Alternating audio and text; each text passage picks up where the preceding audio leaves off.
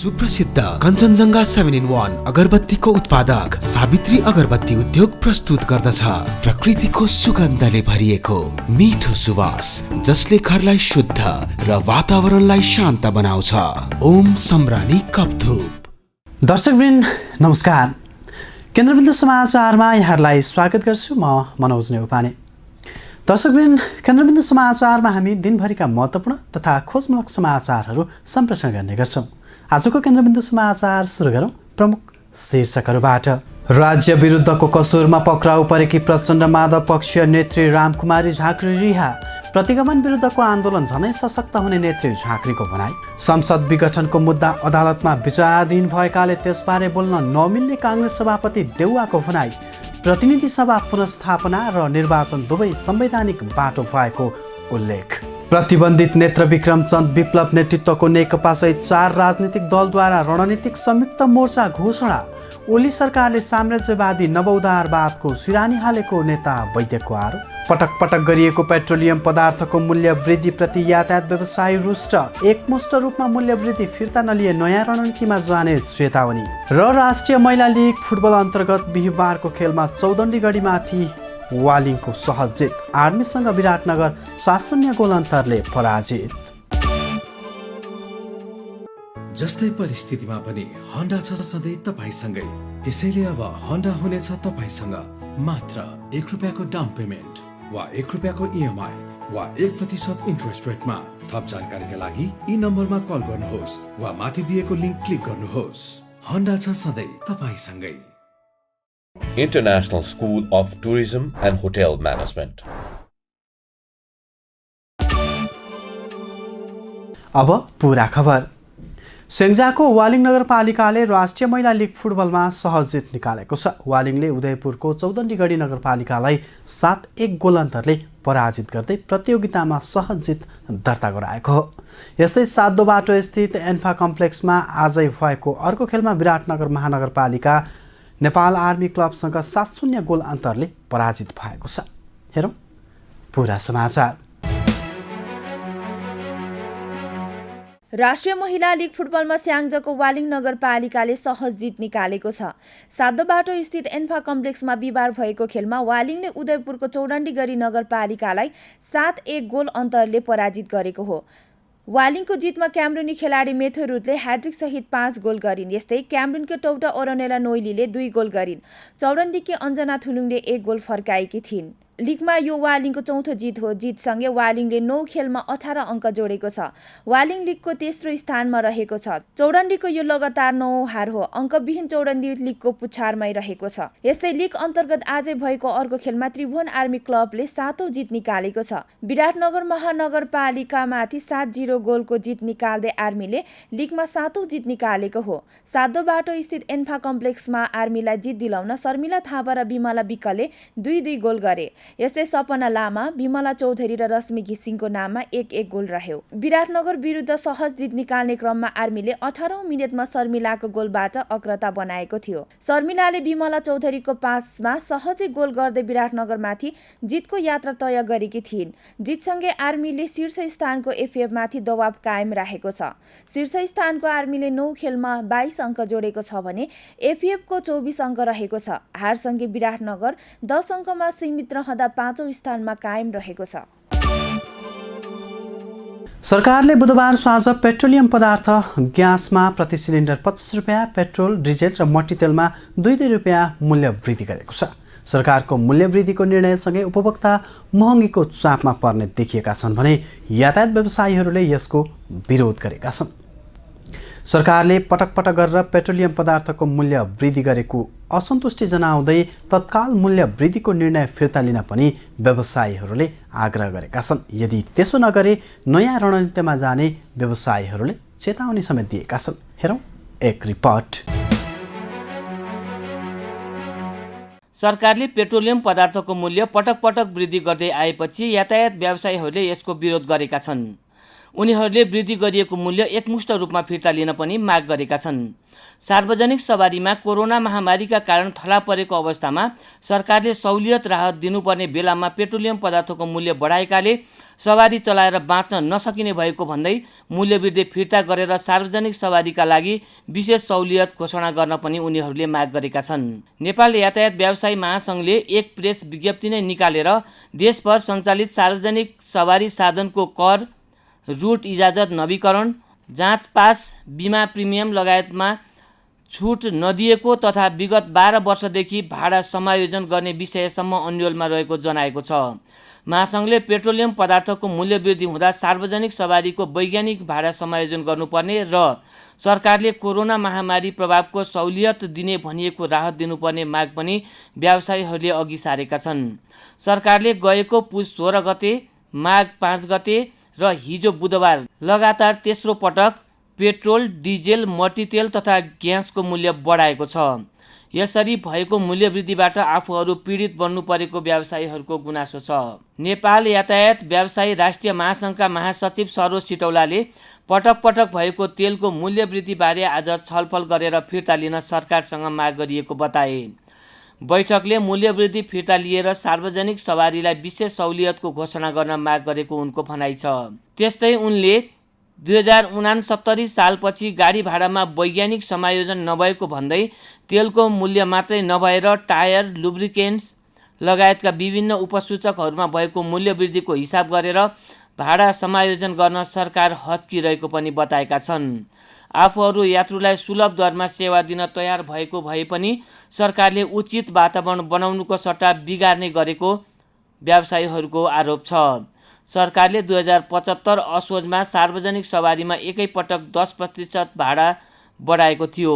त्यतिबेला तेलको मूल्यवृद्धिलाई मात्रै आधार मानेर भाडा बढाएको भन्दै व्यवसायीले यसपटक 2065 सालमा लागू भएको वैज्ञानिक भाडा समायोजनको कार्यविधि अनुसार नै समायोजन गर्नुपर्ने माग पनि विज्ञप्तिमा गरिएको छ।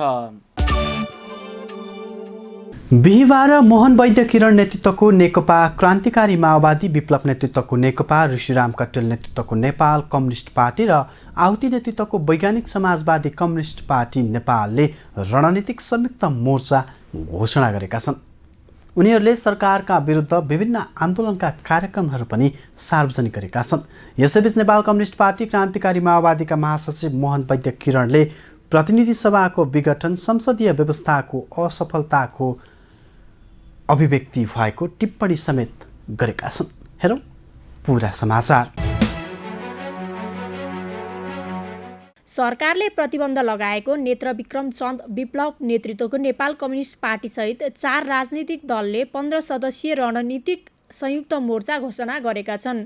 मोर्चाले सरकार विरुद्ध माघ 29 देखि फागुन 18 गतेसम्मका सङ्घर्षका कार्यक्रम पनि सार्वजनिक गरेको छ, जसमा फागुन 6 गते बुटवल, 14 गते धनगढी र 18 गते इटहरीमा जनसभा गर्ने मोर्चाले जनाएको छ। मोर्चामा विप्लव नेतृत्वको नेपाल कम्युनिस्ट पार्टी, मोहन वैद्य नेतृत्वको नेपाल कम्युनिस्ट पार्टी, ऋषिराम कट्टेल नेतृत्वको नेपाल कम्युनिस्ट पार्टी र विश्वभक्त दुलाल नेतृत्वको वैज्ञानिक समाजवादी कम्युनिस्ट पार्टी रहेका छन्। कार्यक्रममा मोर्चाको अवधारणा पनि सार्वजनिक गरिएको थियो। रणनीतिक संयुक्त मोर्चाको केन्द्रीय समितिमा सीपी गजुरेल, रामसिंह श्रीष, पवनमान श्रेष्ठ, सन्तोष बुढा, नवीन कुमार विश्वकर्मा, अज मोहम्मद, श्रीराम कट्टेल, रामदुलार महतो, राजेश वान्तवा, जागृत रायमाझी, धनकुमारी सुनार र नवीन रिजाल छन्।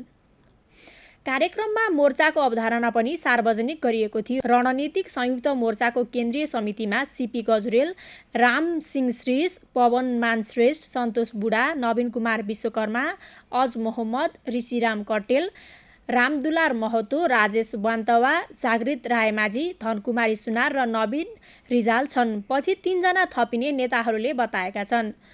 मोर्चाको पहिलो बैठकले अध्यक्ष र सचिव चयन गर्नेछ, साथै प्रदेश, जिल्ला र आवश्यकता अनुसार स्थानीय तहहरूमा समेत समिति गठन गरिनेछ।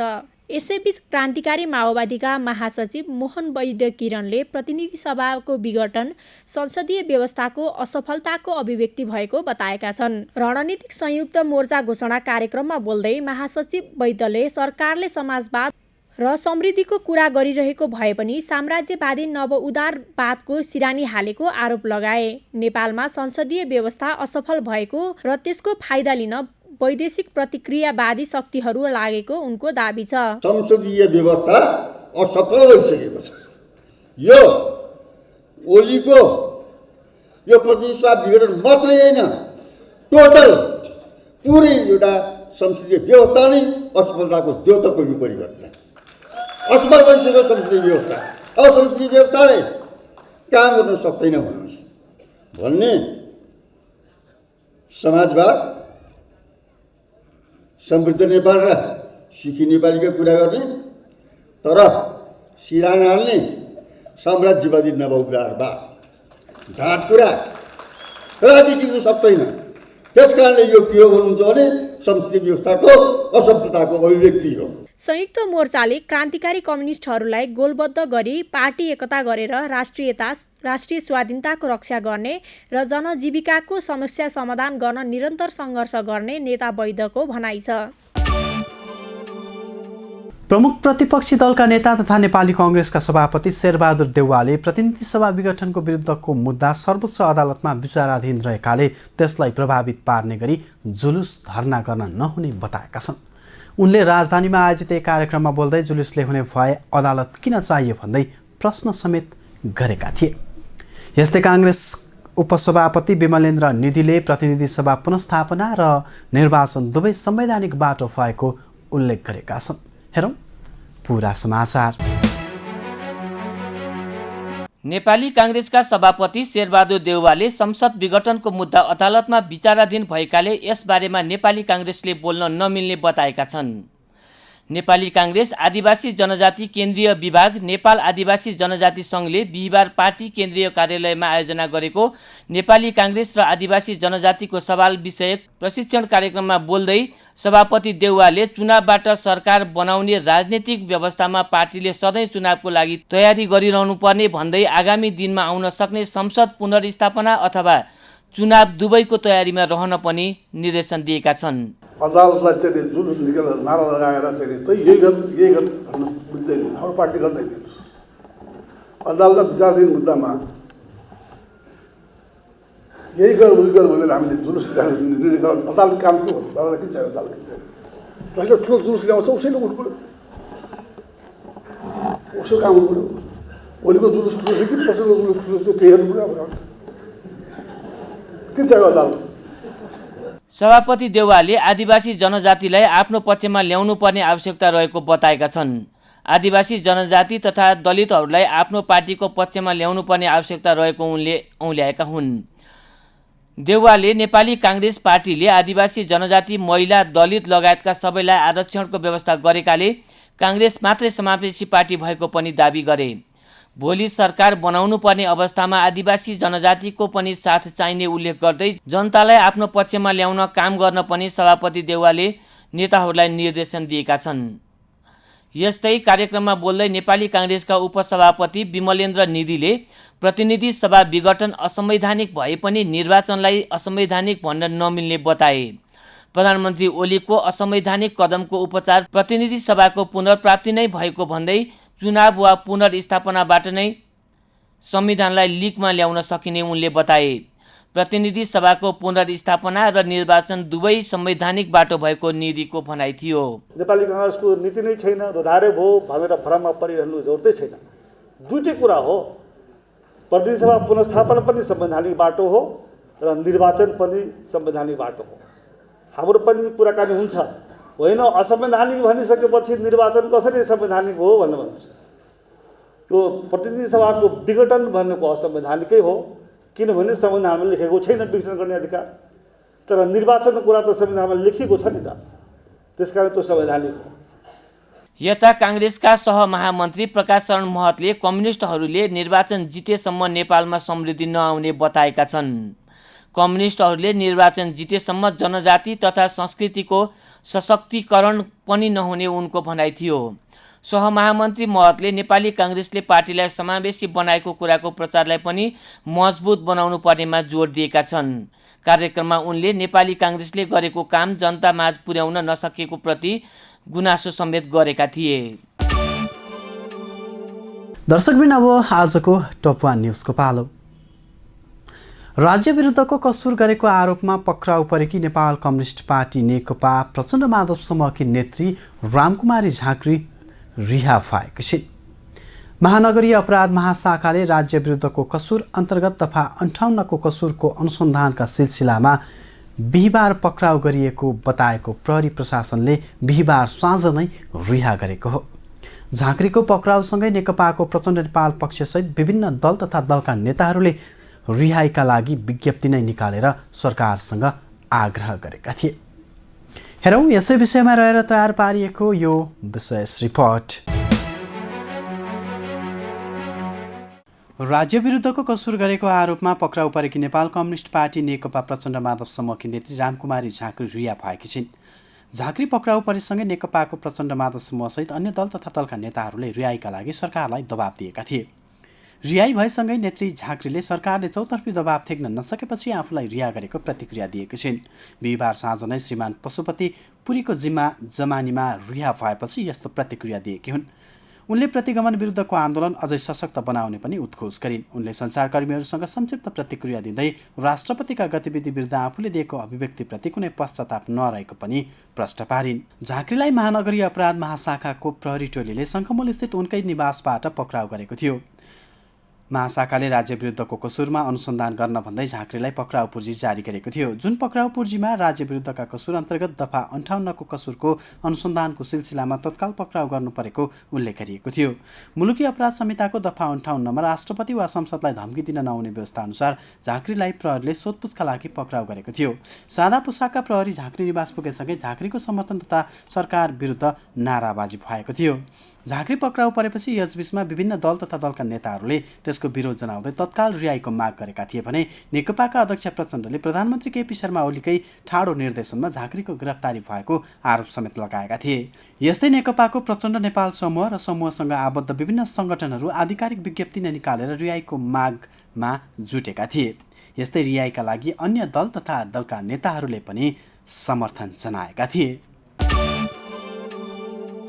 हस्त दर्शकवृन्द, आजका लागि केन्द्रबिन्दु समाचार सकिएको छ। भोलि पुनः यसै समयमा हामी उपस्थित हुने नै छौँ। तबसम्मका लागि बिदा दिनुहोस्। केन्द्रबिन्दु न्युज हेर्दै गर्नुहोला। नमस्कार। कलङ्कीमा अवस्थित नेपालकै पहिलो ठुलो र अत्याधुनिक होलसेल बजार एनबीटीसी सञ्चालनमा कम्प्लेक्समा सम्पूर्ण फेन्सी तथा कस्मेटिक सामानहरू होलसेल मूल्यमा उपलब्ध छन्।